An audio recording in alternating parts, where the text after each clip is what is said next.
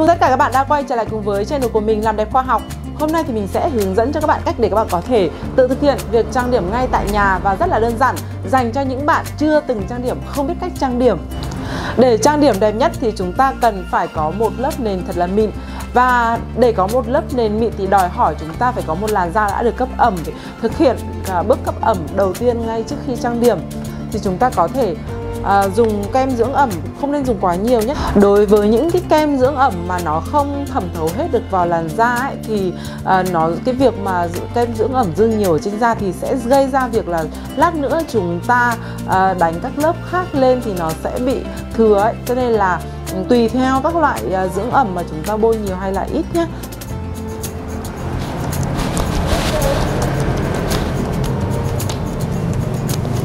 Sau khi mà chúng ta bôi xong kem dưỡng ẩm thì chúng ta nên chờ một lát để cho kem dưỡng ẩm có thể thẩm thấu hết vào trong làn da, không chỉ là ở lớp ngoài và cũng không bị dư thừa cái lớp dưỡng ẩm.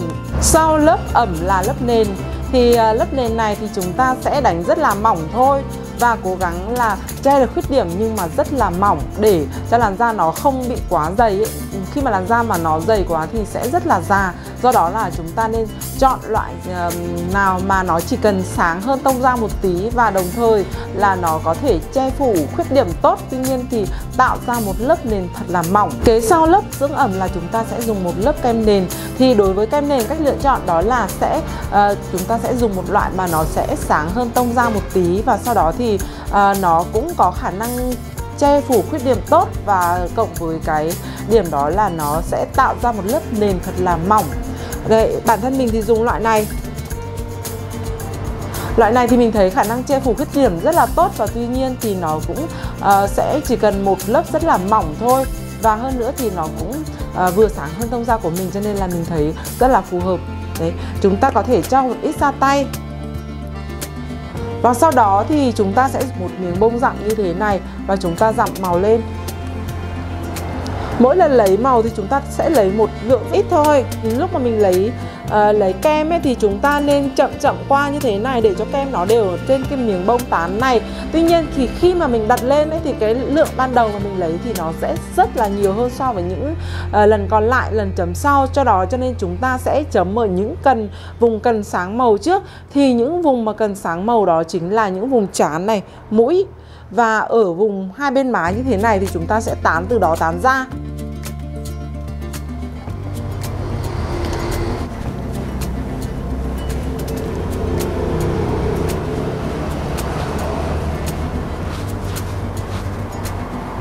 Các bạn không nên dùng bông phấn mà miết như thế này nhé. Rồi thì mình vừa đánh xong lớp nền, và bước tiếp theo thì chúng ta sẽ dùng phấn phủ để phủ lên.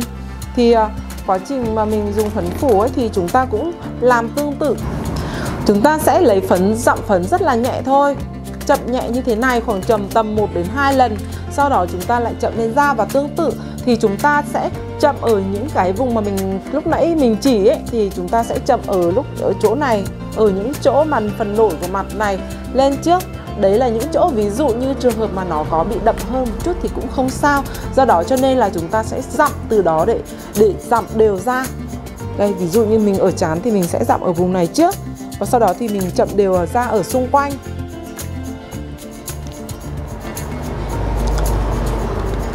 Nếu như mà mình hướng dẫn như thế này thì kể cả những bạn mà không biết cách trang điểm, chưa từng trang điểm, hay là những bạn học sinh, sinh viên mà chưa bao giờ biết cách trang điểm ấy thì cũng có thể tự thực hiện được.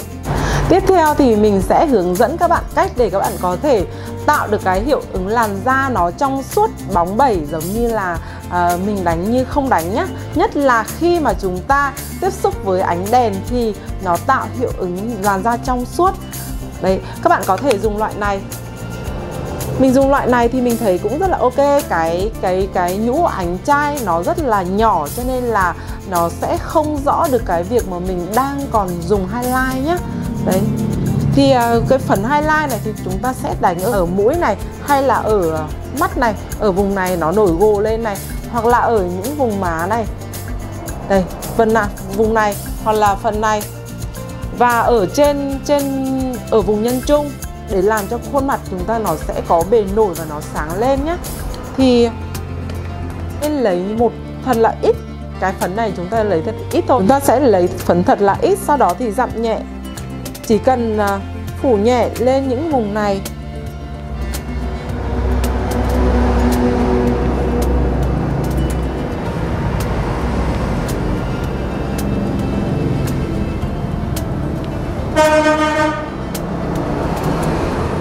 Ở vùng nhân trung.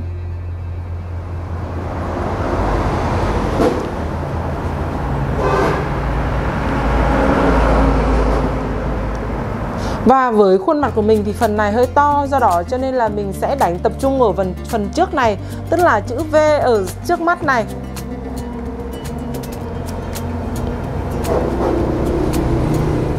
Để cho làm khuôn mặt sẽ nổi lên hơn nhé, thì nó sẽ tạo được cái ứng đó là khuôn mặt sẽ thon gọn hơn.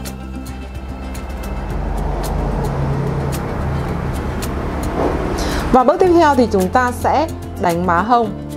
Thì đối với má hồng thì mình sẽ dùng cọ xéo như thế này. Má hồng chúng ta sẽ lấy phấn rất là ít một, lấy từng ít một, chúng ta không nên lấy một lúc quá nhiều. Và nếu như chúng ta có lấy nhiều ấy, lỡ lấy nhiều thì chúng ta sẽ đánh nhẹ trên tay để cho phấn rơi ra bớt. Khi mà chúng ta lấy lượng ít thì chúng ta sẽ dễ căn chỉnh hơn rất là nhiều nhé. Vì nếu như mà thừa màu ấy thì nó rất là lố, do đó cho nên là chúng ta đánh vừa đủ thôi. Cái gì cũng thế đẹp nhưng mà phải tinh tế nhé. Chúng ta sẽ đánh lên đây thì như má của mình thì phần má to, do đó mình sẽ đánh má xéo. Còn phần những bạn nào mà phần mặt nhỏ thì chúng ta có thể đánh theo hình tròn nhé. Thì đấy, thì cách đánh má hồng như sau. Khi mà chúng ta cười nhẹ, chúng ta cứ hơi cười nhẹ này, thì thấy phần nào nó nổi lên thì chúng ta sẽ đánh ở đấy. Và như mình thì mình sẽ đánh ở đây, nó sẽ giao thoa ở chỗ mà mình vừa đánh highlight xong. Và cái phần bên này thì đấy mình sẽ đánh ngay ở giữa này.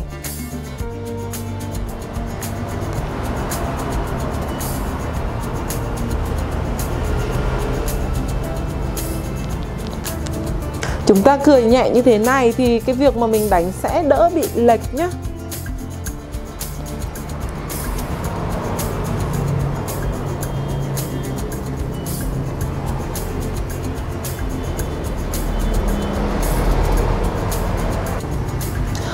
Loại phần mắt hôm nay mà mình sử dụng đó là loại này. Thì mình thấy đối với loại này thì mình thấy nó có ánh nhũ rất là nhiều, do đó là đánh mắt rất là sáng. Và tuy nhiên thì cái ánh nhũ nó nhỏ, cho nên là nó sẽ tạo được cái hiệu ứng tự nhiên.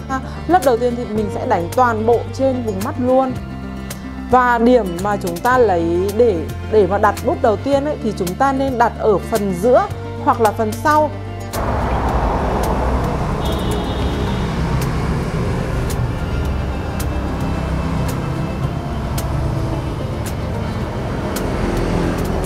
Và sau đó thì chúng ta sẽ tán ngược về đầu mắt này để tạo được cái hiệu ứng là phía đầu mắt nó sẽ nhạt màu hơn. Thì chúng ta có thể dùng luôn màu này để điểm đậm ở phần dưới hơn, để tạo được cái hiệu ứng ombre nhé. Đó thì chúng ta có thể điểm ở phần đuôi mắt đậm hơn một xíu nữa, tức là chúng ta có thể đổi màu khác mà màu tối để cho tạo điểm nhấn ở đuôi mắt.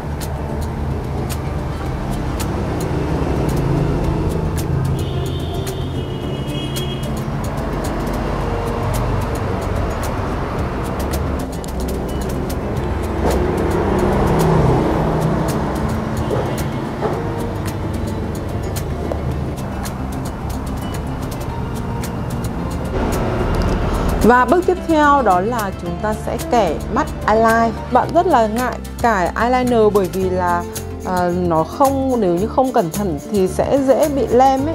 Cho nên là hôm nay thì mình sẽ hướng dẫn các bạn cách để thực hiện luôn.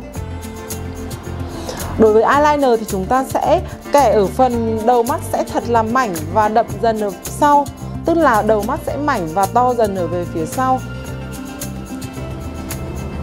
Và đối với những mắt mà hay bị nháy thì nếu chúng ta có gương cố định thì chúng ta dùng gương cố định, sau đó thì dùng một tay để giữ lại. Còn mình bây giờ thì mình hướng dẫn cho các bạn nên phải cầm tay, và mình phải cầm tay, do đó cho nên là sẽ khó thực hiện hơn một chút, nhưng mà tất nhiên là có thể cũng sẽ làm được.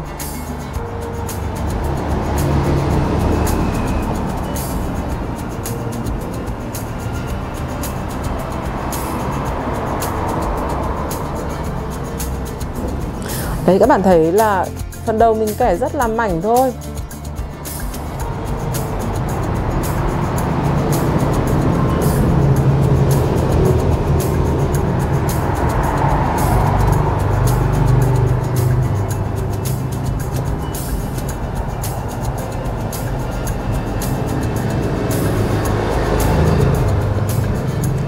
Đối với kẻ eyeliner ấy thì nó khó nhất là khi mà mình kẻ phần đuôi thôi, chứ phần đầu với phần giữa này thì nó cũng đang còn dễ.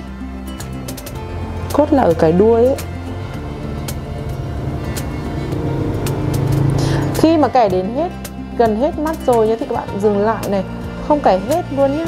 Chỉ kẻ khoảng tầm 3 sợi lông mi cuối cùng thì các bạn không kẻ nữa. Và sau đó thì chúng ta sẽ nhìn theo chiều của lông mi mọc và hất cái bút lên để mà tạo cái hiệu ứng đuôi mắt.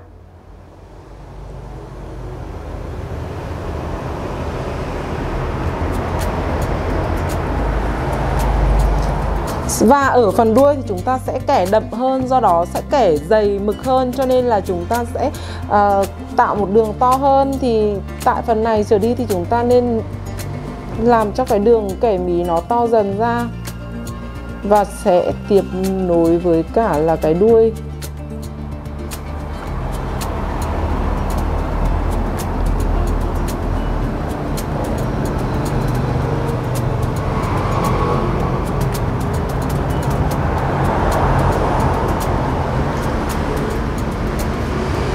Phải tạo cái hiệu ứng cái đường line nó to hơn nhé.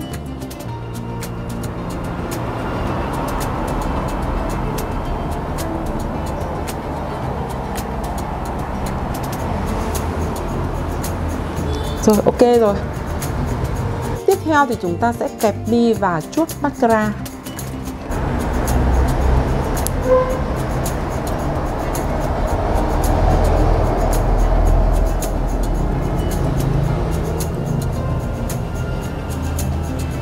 Khung dưới và sau đó sẽ tỏa dần về ở chân khung trên.